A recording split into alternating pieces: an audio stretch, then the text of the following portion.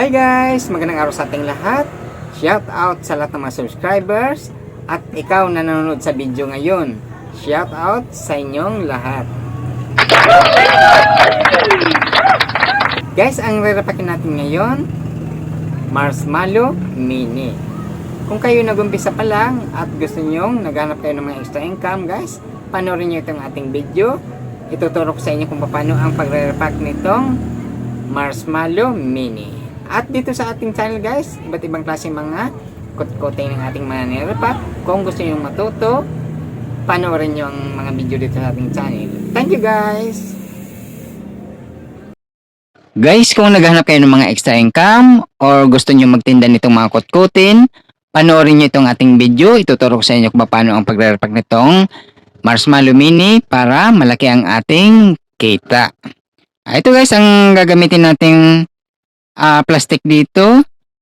3x5, pang 5 piso lang ang aking bintahan dito guys. O, para sa inyo, depende sa inyo kung magkano inyong gustong presyuhan sa pagbibenta at kung magkano inyong mga puhunan. Ito guys, ganun lang ang ating pagre-repack. Sundan nyo lang itong ating video para gawin nyo rin kung naghahanap kayo ng mga extra income or gusto nyo magtinda nitong mga kutkutin. Yan, pwede nyo i-boss sa mga planggana. Akala nyo malinis guys. Or pwede nyo rin dyan lang sa plastic na kanyang pinagbabalutan o butasan nyo lang siya. Pwede rin. Pero para sa akin guys, okay lang ilagay sa planggana. Bibilisan nyo lang inyong pagre-repack para hindi siya sumingaw ng matagal. At saka, kailang guys, kung nag-umpisa pa lang kayo, mga baguhan lang kayo mismo pupunta sa mga palengke at hanapin nyo yung mga nagtitinda ng mga wholesale price guys. Yung mga bodega price. At tingnan nyo ang mga presyohan guys. Panoorin nyo dito sa ating video kung magkano ang ating presyo. Ito ang bili ko nito na isang balot na to ay 120 pesos sa presyong Divisoria Manila guys. Kung hindi man nagkakalaya ang presyohan dyan sa ating presyong Divisoria, okay lang yun. Pwede nyo habulin kasi malaki naman ang tubo natin dito sa ganitong marshmallow. Maraming laman ito guys, itong isang balot na to. At pwede tayong kumita dito ng malaki. Ganun lang ang inyong gagamitin or ganun kadami ang inyong paglalagay. At bago naman natin to i-sell, bibilangin nyo muna kung magkano ang inyong puhunan at kung magkano ang inyong nabalot. Pwede nyo yan bawasan or dagdagan bago natin ito i-sell or i-seller. Ganun lang ang ano nito guys. Kung alam nyo kung gusto nyo o ilan na magkano ang inyong gustong tubo, bibilangin nyo muna. Yan ang technique natin dito para bago natin i-sell, alam na natin kung magkano ang ating tubo. Pero panoorin nyo itong ating video guys sa bandang huli pagkatapos natin ito i-sell para malaman nyo kung ilan ang aking tubo dito sa ating nirepack.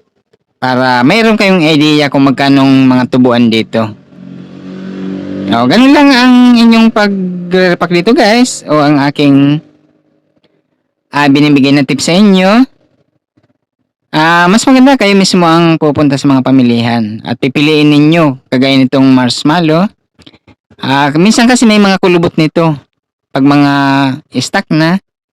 Kailangan pipiliin nyo guys yung makintab ang marshmallow or parang nakalubo siya na maganda tingnan. At huwag nyong kukunin kung naglalagkit-lagkit na guys ha. Kung nakita nyo nagbubukol-bukol siya na nagdidikit na or nagdidikit-dikit ang marshmallow. Huwag nyong kukunin kasi luma na yan at saka palusaw na yan.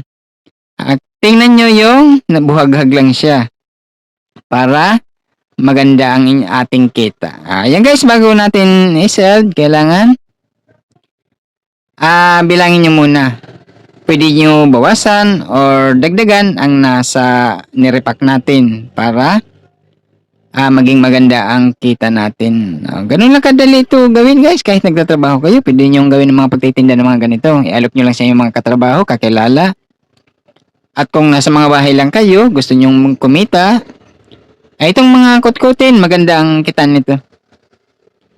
Kasi bibilhin nyo lang to. Kung mayroon kayong mga kontempuhanan dyan, umpisan nyo. Bili muna kayo ng pakunti-kunti lang. 1 kilo, kalating kilo. para masubok ninyo kung magiging mabilis sa inyong lugar.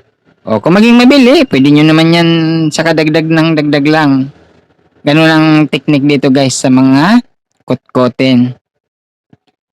O kung mayroon kayong bintana dyan na bakante sa inyong bahay na malapit sa gilid ng kalsada, huwag nyo lalagyan ng screen, hayaan nyo na open lang siya. Kasi mas maganda yung open lang ating pesto, kitang-kita sa labas ng ating mga kababayan ng mga dumadaan at nahahawakan nila sila na mismo ang pipili. Mayan ang lamang dito sa ating pwestong naka-open lang. O, huwag niyong lagyan ng mga screen na yan kasi nahaharang lang ang ating mga customer dyan, hindi nakikita ng masyado.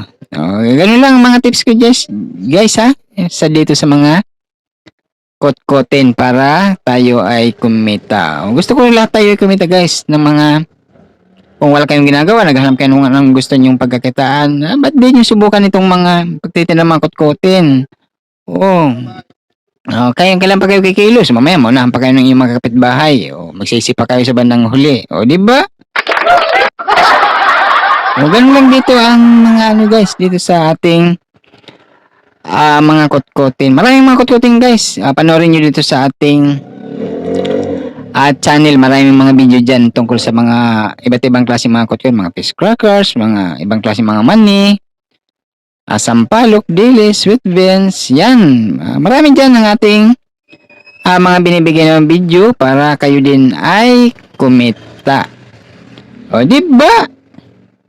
O, yan lang ang inyong gagawin guys dito. Ito, maganda ito. Tsaka madali lang to, re-repakin lang to. Bibili lang tayo ng pakunti-kunti muna pag naumpisa tayo. Pag nasubok mo na, ayan. Tsaka dudublihin mo na ang iyong pagbibili. Ganun lang ang technique dito. Depende sa naubos nating customer. Ito guys, pagkatapos natin ito i-sell, pwede naman natin ito i-display dyan sa planggana na pinaglalagyan natin. Or depende sa inyo, sa basket. Pwede rin naka-stapler sa mga carton ng cake. Meron tayo dyan video guys dito sa ating channel. Panoorin meron dyan kung paano ko ini-stapler ang di-display ko. O, pag mga pa-5 piso, ini-stapler ko siya sa karton ng cake. Pag mga pang 20 pesos naman, sinasabit ko dyan sa mga alamre. Ganun lang ka, ito. Kailangan lang, masipag tayo dito. Mag-repack, at saka, mamahalin natin ang ating pagtitinda nito. Kasi ganun lang pag may tiyaga ka, may nilaga. O, di ba?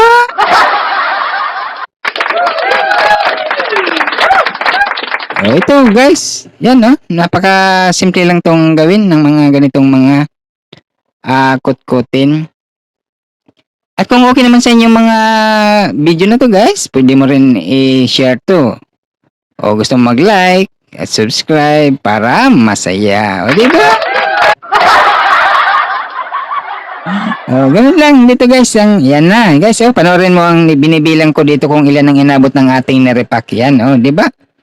Yan. Panoorin nyo kung ilan inabot ng binalot natin na isang balot ng marshmallow mini na ang puhunan natin ay 120 pesos. Yan. Panoorin nyo yan. Binibilang ko kung aabot siya ng magkano guys. At makikita natin kung ilan ang ating tutubuin or kikitain dyan.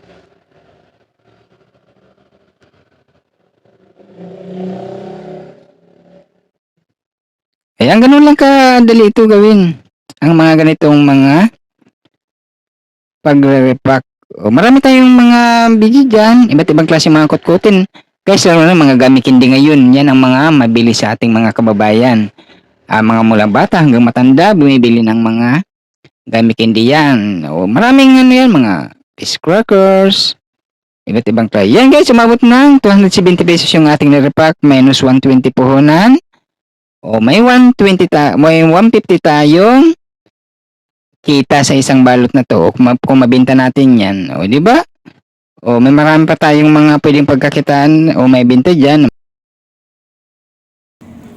Guys, nagkapasalamat ang Gamidix Vlog sa lahat ng mga subscribers at lahat ng mga nanonood sa mga video ng Gamidix Vlog. Thank you guys. Nagkaroon tayo mga extra income. Gawin nyo rin magtitinda ng mga ganito mga kutkutin para lahat tayo ay kumita. Thank you guys. Bye!